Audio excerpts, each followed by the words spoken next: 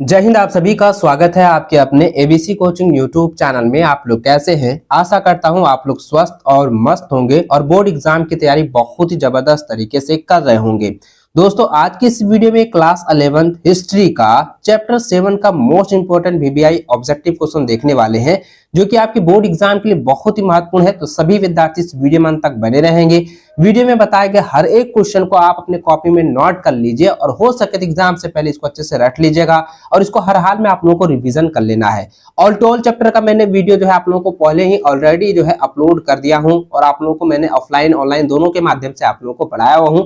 इसलिए आप हमारे चैनल पर पहली बार आए हैं ना, तो चैनल को सब्सक्राइब करने के साथ जो है बेल आइकन को प्रेस जरूर कर लीजिएगा और वीडियो में आगे बढ़ने से पहले वीडियो को लाइक और अपने सभी दोस्तों के साथ जो है इसे शेयर जरूर करते जाएंगे। तो चलिए दोस्तों, क्वेश्चन की ओर चलते हैं। देखिए, सबसे पहला जो प्रश्न दिया गया है कि प्रथम विश्व युद्ध की अवधि क्या थी, यानी कि प्रथम विश्व युद्ध जो हुआ था वो कब से कब तक हुआ था। देखिए, प्रथम विश्व युद्ध, ठीक है, फर्स्ट वर्ल्ड वॉर जो हुआ था वो 1914 से लेकर 1918 ईस्वी तक हुआ था, यानी कि ऑप्शन नंबर सी जो है इसका सही आंसर, वो सटीक आंसर होगा। ठीक है, आगे बढ़े। अगला सवाल है कि चीन किस महादेश में स्थित है। तो चीन जो है वो एशिया महादेश में स्थित है। ठीक है, क्या हो जाएगा? एशिया महादेश। ऑप्शन नंबर जो है ये इसका सही आंसर होगा। आगे बढ़े। अगला सवाल है कि मंजू राजवंश चीन में स्थापित है हुआ। तो यानी कि मंजू राजवंश चीन में जो है कब स्थापित हुआ है, तो यह जो है 1644 ईस्वी में स्थापित हुआ है। ठीक है, यानी 1644। ऑप्शन नंबर जो है बी इसका सही आंसर होगा। अगला प्रश्न है कि जापान में औद्योगिक प्रदूषण के खिलाफ पहला आंदोलन कब छेड़ा गया। तो देखिए, पहला आंदोलन जो हुआ है जापान में औद्योगिक प्रदूषण के खिलाफ, यह जो हुआ था यह हुआ था 1897 ईस्वी। ठीक है, तो इसलिए इसका जो सही आंसर होगा ऑप्शन नंबर ए इसका राइट आंसर होगा।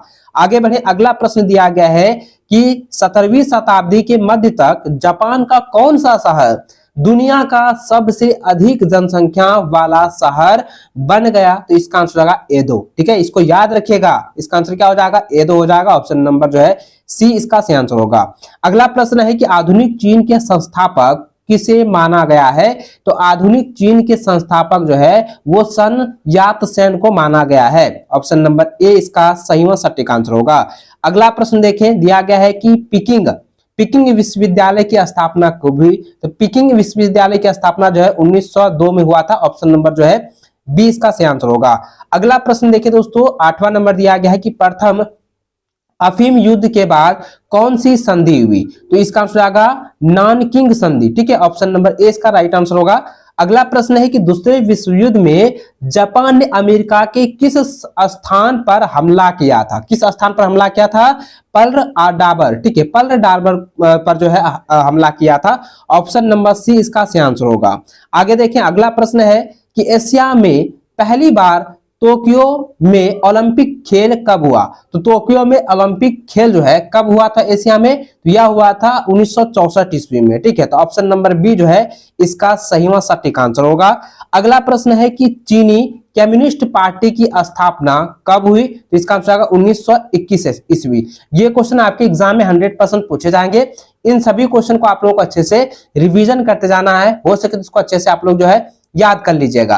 देखिए, अगला प्रश्न देखिए दोस्तों, 12 नंबर दिया गया है कि जापान की पहली रेल लाइन किन बंदरगाह के बीच बिछाई गई थी। यानी कि जापान की जो पहली रेल लाइन है, ठीक है, इसे जो है किस बंदरगाह के बीच जो है बिछाया गया है, यह सवाल पूछा गया है। और ये सवाल का आप ऑप्शन देखें तो यहाँ पहला दिया है कि कोबो ओसाक और दूसरा दिया है टोक्यो नाहा।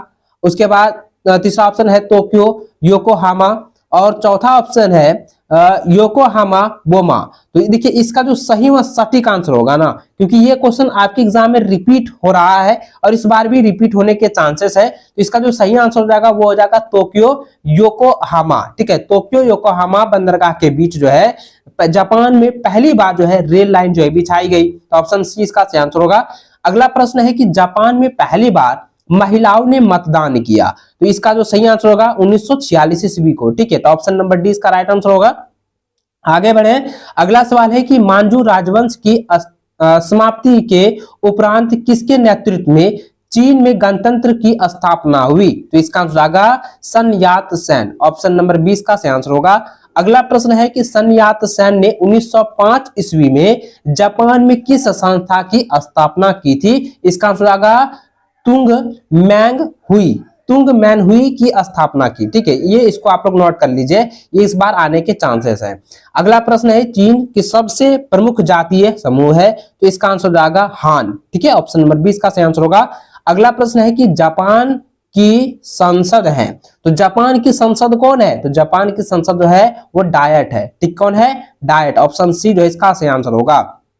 आगे बढ़े, अगला प्रश्न है कि जापान को अपने में से एशिया को, देखिए जापान को अपने में से एशिया को निकाल फेंकना चाहिए, यह कथन किनका था, तो यह कथन जो है किनका है या किनका था, यानी कि जापान को जो है एशिया महादेश से निकाल कर फेंक देना है, यह कथन यह जो है किसने कहा है, तो यह किसने कहा है बच्चों, यह जो कहा है यह फुकुजावा युकुची ने कहा है। ऑप्शन नंबर डी इसका सही आंसर होगा। अगला सवाल है कि ताइवान चीन से कब अलग हुआ, ताइवान जो है चीन से कब अलग हुआ, 1949 ईस्वी को। ठीक है, ऑप्शन ए इसका सही आंसर होगा। अगला सवाल है कि जापान आने वाले प्रथम यूरोपीय कौन थे, तो प्रथम यूरोपीय कौन थे, तो यह था पुर्तगाली। ठीक है, ऑप्शन सी इसका सही आंसर होगा। अगला सवाल है कि अफीम युद्ध, देखिए अफीम युद्ध किन देशों के बीच हुआ, देखिए अफीम युद्ध जो है कब हुआ, ये आप मुझे इसका आंसर जो है कमेंट में बताइएगा, क्योंकि मैंने अभी आप लोगों को बताया कि अफीम युद्ध जो है कब हुआ है। ठीक है, और अब यहाँ पे सवाल पूछा गया है कि अफीम युद्ध किन दो देशों के बीच हुआ, तो अफीम युद्ध जो है चीन और ब्रिटेन के बीच हुआ है। ऑप्शन बी इसका सही आंसर होगा। ठीक है, नोट कर लीजिए। आगे बढ़े, अगला सवाल देखिए आप दिया गया है कि प्राचीन चीन का महानतम इतिहासकार किसे माना गया है, तो किसे माना गया है बच्चों, ये क्वेश्चन रिपीटेड है, इसको नोट कर लीजिए। इसका आंसर होगा सीमा छियन। ऑप्शन ए इसका सही आंसर होगा। अगला सवाल है कि साम्यवादी नेता ट्रॉट्स्की किस देश के थे, तो किस देश के थे, रूस के थे। ऑप्शन नंबर 20 का सही आंसर होगा। अगला प्रश्न है कि जापान में शोगुन शासन कब समाप्त हुआ, तो इसका आंसर होगा 1867 ईस्वी। ऑप्शन सी इसका सही आंसर होगा। अगला सवाल है कि टोक्यो से योकोहामा तक रेलवे लाइन कब बिछाई गई, देखिए टोक्यो से योकोहामा ये जापान में है, और जापान में आपको मैंने बताया था ना कि जापान में सबसे पहले जो है रेल लाइन जो है किस बंदरगाह के बीच जो है बिछाया गया, तो टोक्यो से योकोहामा के बीच जो है बिछाया गया। और यहाँ पे सवाल पूछा गया है कि टोक्यो से योकोहामा तक रेलवे लाइन जो है कब बिछाया गया है, कब बिछाई गई है, तो इसका आंसर हो जाएगा 1973 ईस्वी। ठीक है, ऑप्शन नंबर डी इसका राइट और सटीक आंसर होगा। अगला सवाल है कि क्योटो का नया नाम क्या है, देखिए क्योटो का, इसको नोट कर लीजिए, क्योटो का नया नाम जो है वो क्या है, ओसाका। क्या है, ओसाका। ऑप्शन नंबर जो है ए इसका सही आंसर होगा। अगला सवाल है कि जापान में किसका शासन था, तो जापान में किसका शासन था, तो जापान में जो है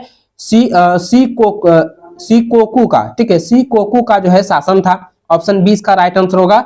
अगला सवाल है कि जापान कहाँ स्थित है, तो जापान जो है कहाँ स्थित है, वो एशिया महादेश में स्थित है। ठीक है, एशिया में ही स्थित है ना। ऑप्शन सी इसका सही आंसर होगा।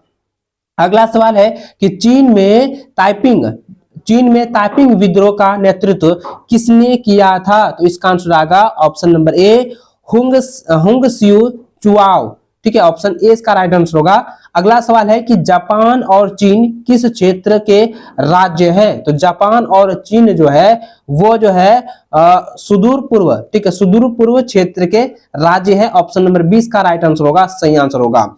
अगला सवाल है कि पीपुल्स रिपब्लिक ऑफ चाइना की सरकार कब कायम हुई थी या कब कायम हुआ था, ये क्वेश्चन आपके एग्जाम में पूछे जाएंगे, इसको नोट कर लीजिए। 1949 ईस्वी को हुआ था। ठीक है, ऑप्शन नंबर ए इसका राइट और सटीक आंसर होगा।